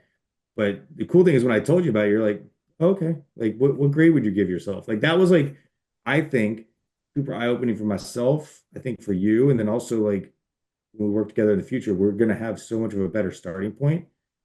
But I would just like a recommendation, I guess, for everyone would just be honest up front. Like, yeah, because you would make so much quicker progress if you just put all your cards out there And if you have your close group of friends or your coach or your family, like they will be there to help you and hold you accountable with it. You know what I mean? But Yeah, yeah, it's I don't just know, I said a about lot there. Sorry. bringing down those walls when Hmm. appropriate. Hmm. Definitely. Well, it's cool. That's one of the cool parts about prep is you learn a lot about getting lean and shredded. You learn a lot about training efficiently, making progress in a dieted state. You learn a Hmm. lot about the nutrition, and um, you just learn a lot throughout the process. It's one of my favorite parts about it, that's for sure. And for Yeah, you, I know it's awesome. you definitely learned a lot in all those fronts, and you ended up looking fantastic at the end of it all too. And you got some hardware along the way. Yes. A little bit of Got it's there it is. There it is. boom. Oh There man, they it are. came into focus Yes. too. There it is. Yep. And the medal next to it as well Oof. for the debut. Yeah. Yep. No, it's awesome. Yeah, and I think kind of just for that, we alluded to it, but I am doing next year's show in Wilmington again. So Sam and I are going to team up again. We're going to crush it. Um, and I think they said something when I looked online. They said it's in March, but when we were there, they said it might be in February. And secretly, I hope it's in February, so I have one less month of prep. I'm not gonna lie, but We'll cross that bridge when we get to it. yeah, it's gonna be awesome though because um, I learned so much, and because I came so close, I think it's within the shot now. Like I didn't think it was. And then I started already putting the cart ahead of the horse, and there's like the what's it called? The The cup Yorton Cup. in The Yorton yes, Cup. in Charlotte. That's the big OCB show. Yeah, That's the big that's in one. September. And so I'm thinking like, okay, so my goal, like I'm gonna run this marathon this year because it's the 50th running of the Marine Corps Marathon, so I have to do it, and I already signed up for it. Then I'm gonna go win my pro card in February. And then I don't have to worry about prepping for a marathon that's gonna get in the way of all my gains, even though it won't, those runners. And then I can just prep for the September show. That would be awesome. That's the goal. That's That is awesome. like the long term. That's the big one too. The Yorton Cup's a big Yes, one. that would be cool. And it'd be here. Like I lived in Charlotte for 4 years, so it'd be cool to go back. I wish I would have known about it when I lived there. I just wasn't even thinking about it. Hindsight's 2020. So Yep, cool. that's true. That's true. So I've got two questions for you now. If you were if you were having a conversation with someone that was, and this is considering your own journey, that was like at a place where they find themselves not in the shape that they wish they were in. Maybe they're a bit overweight. Maybe they're a lot overweight. Maybe um, they aren't where they want to be as far as their muscularity goes. They want to build more muscle, and they're on the fence about it. They want to change, but they haven't committed to doing it. What advice would you give them as someone who took steps and made the changes happen yourself? That's a tough one. Yeah, I think I would say a couple things in not this particular order. This is just for me. I know it's not for everyone. I am a big fan of accountability partner. I'm a big fan of publicly putting your goals out there. I know there's maybe some thoughts of not doing that, but that's just how I function. So both years I posted on my Facebook like what my goals are going to be. And then, I feel that pressure to not let people down. Um, I would, give them the advice just to start small. Um, I know there's like the whole acronym of goals, like SMART, like small, like, or something measurable, obtainable, realistic, timelines. Specific is for the S. So like kind of do that with their goal. Like and it's weird. It's like hard to just give them advice, like because I almost want to show them like that's been my experience, right? Like leading them by example, just kind of showing them the way, but not like in a formal way, just like, oh, like, you want to go to the gym? Lee? I'll go with you. And then just like, what do you want to do? And I just kind of let them take the lead one time and just they see that it's an okay, safe place. So I think like the thing is realizing everyone there is trying to better themselves. It's a huge community that's always trying to help. But if I'm kind of getting ahead of myself, but for someone who wants to make a change, small change first. Like I realize everyone's not like me, and not everyone's going to have this crazy switch that just gets turned on. That I think is an anomaly, at least what I've seen. It's like, hey, um, get up and go for a walk for 10 minutes today. You know what I mean? And do that for a week. And then after you've done that for a week, let me know how you feel. Okay, do you feel better? Cool, let's do 15 minutes. And let's drink a cup of water in the morning before you. Like small changes, because if they try to do too much, they're just going to fall apart. Like I think that's what I did in 2022. I tried to do too much and I fell apart. I would also ask them their why. Um, I think when someone says they want to get in shape, I think if you start peeling that onion back, you start figuring out what the real issue is. Is there some underlying like physical issue, like a medical doctor has said you need to do X or Y will happen? Like that's probably a motivation. Um, is it some insecurities in themselves and their confidence? Maybe that's tied to their career, their relationships, anything else, right? There's a lot of things to unpack there. Um, and so I think for them figuring out what motivates them, why they're even asking the question, because if they're asking the question, there's something there. And then as you peel that onion back and figure out what it is that they need to, and then you start kind of helping them with that specific issue, and then that will keep them driving throughout. Like, and it's weird because for me, I think it was to start, it was to prove people wrong, And then as I started down this pathway, I realized like fitness is the foundation. Like I think just as like a man, a husband, like it's important to be physically fit. I feel better, it's healthier, all these things, right? And I didn't realize it all up the front. Like at front, it was just like I said I was gonna do something, people said I couldn't. Okay, this is my why. And then my why changed and evolved. Um, so I think that would probably be the biggest thing. And then just encouraging. I think it's so frustrating, and I'm sure you know this, of course. And I am experiencing this as I continue down this fitness journey and people asking me for advice and help. It's crazy. I mean, how many people reach out to me now, all my friends and family and stuff. Um, it's like so many people want to make the change and you want to help them, but they have to want it, you know. Lead the horse to water, you can't make them drink, So I've always tried to be very open-minded. I think I've told you I've been going to the gym with my friend a lot. He didn't go today, right? And I wanted to give him shit. I sent him the picture of SpongeBob SquarePants with no legs, right? Because it was leg day today. That's Um, that's and funny. he texted me at 6 o'clock with him at the gym. I was like, yes, yes, wins. Like he went without me. And just so yeah, I think that would probably be the biggest advice, small steps, understanding their why, find like an accountability partner, a mentor. Um, and I think like, and that could be anyone. That could be an in-person coach. That could be an online coach. That could be just a friend that you go to the gym with.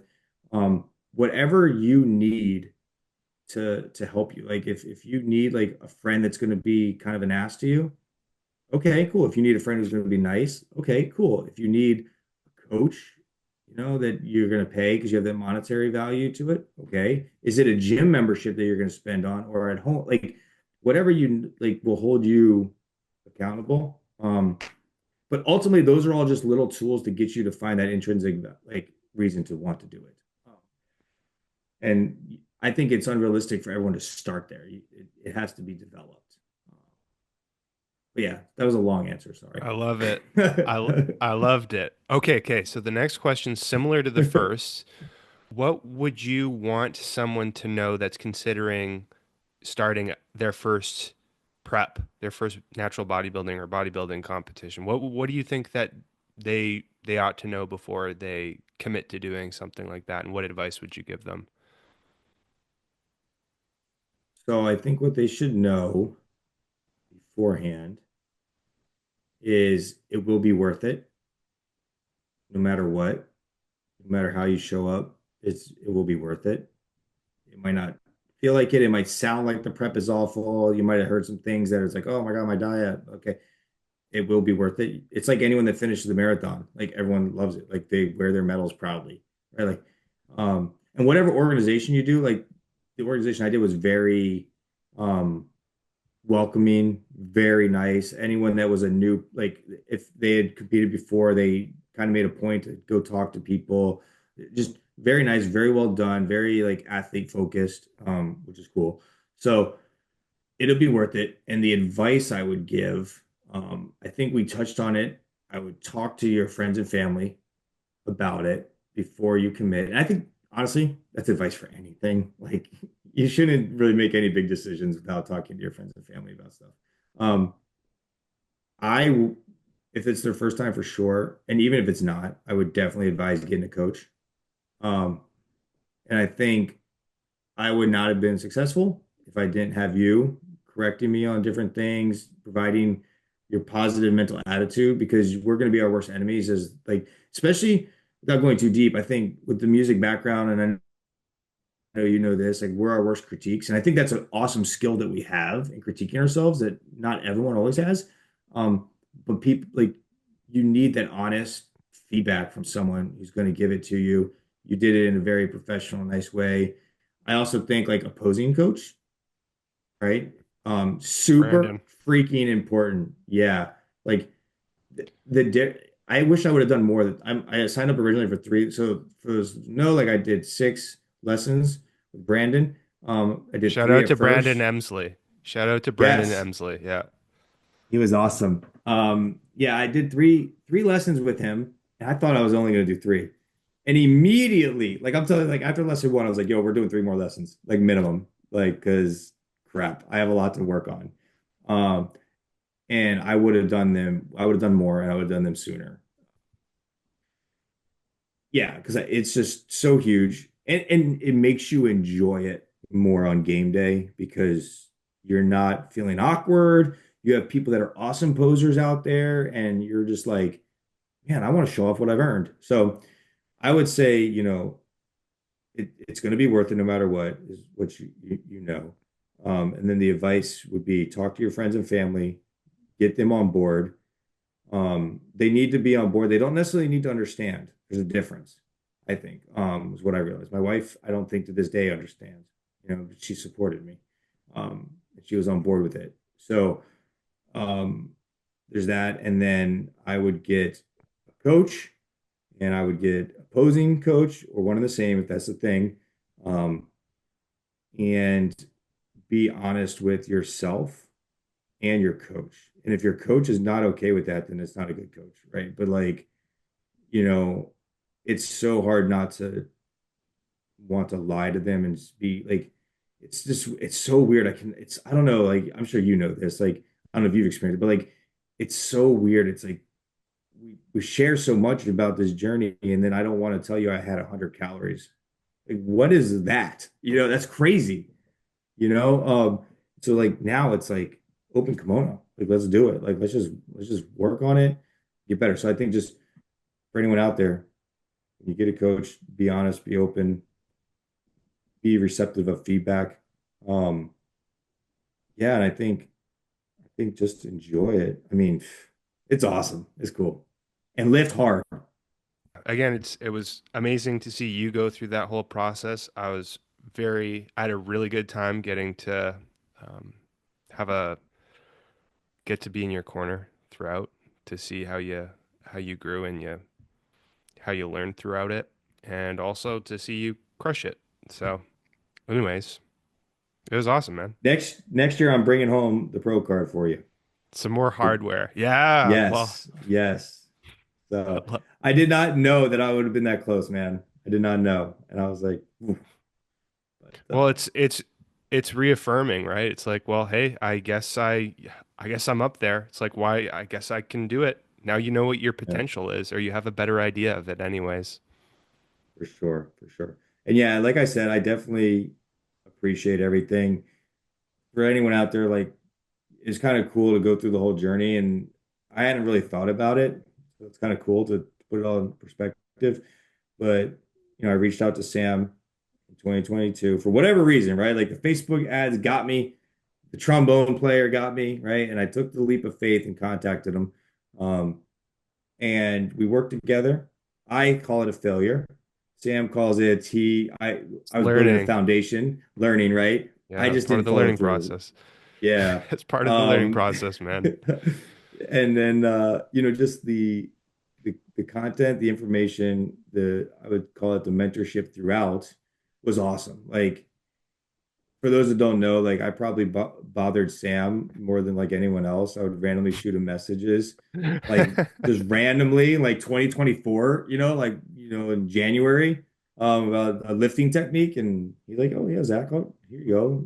Let me give you a response I on love this." that stuff. So, No, I thought it was awesome because it's like, yeah. like we're not working together really in any way, and but you still took the time to interact with me. I think you were following my journey from afar. You know what I mean? Like Definitely. understanding that. And I think because of that, um, when I did make the decision to do a show, number one, I reached out to you first and asked your advice and opinion on it. And then I was like, well, I want you to be in my corner because we've developed this relationship, this trust, seeing how you respond, your prompt, and all this other stuff, all the professional stuff. Um, so I definitely had a good feeling about it, and I think it was good for both of us. I think it was a good team up Definitely. with our personalities and stuff like that. Yeah. So, And now we've got 2026, maybe February, yes. maybe it'll be March, and then maybe the Yorton Cup. Oh no, we are doing the Jordan Cup. That's how we positive vibes here. Because if I Okay, don't get it in February or March, there's shows in April, there's shows in May. I'm gonna find one and I'm gonna get it. let's So go. yeah, Let's go. Well, awesome. sweet.